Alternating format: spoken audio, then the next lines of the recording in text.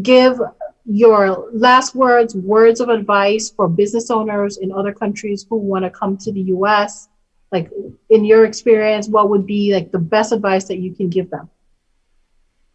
Basically, that when you are in the US or when you want to do business in the US, you have to place your mind or live outside of the country, all the how can I say it in a nice way? All the bad habits that you have, or different habits that you have or you learned outside of the US, because here there are certain requirements that must be complied with, specifically with immigration. So if the purpose is for you to get an immigration visa or a visa with the immigration service, there are certain requirements that must be met. And sometimes we don't like it, but that's the way it is.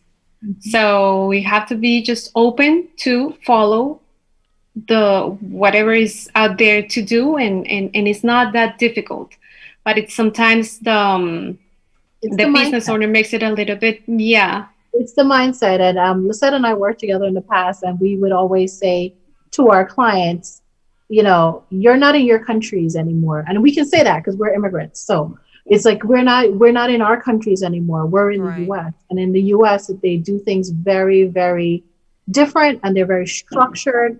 Whereas, like, you know, Belize and Lizet is from Colombia, you kind of figure out ways and means to get around doing things, or you may know someone or whatever. And that's just how it is in our countries, you know.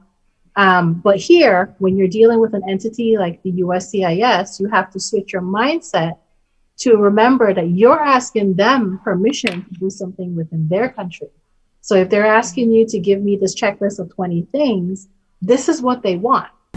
The content on Minding Your Business is for informational and educational purposes only and should not be construed as specific legal advice. This show discusses general legal issues affecting business owners. Opinions of the guests are not necessarily that of the show. If you need assistance with your specific legal issue, please consult with a licensed attorney.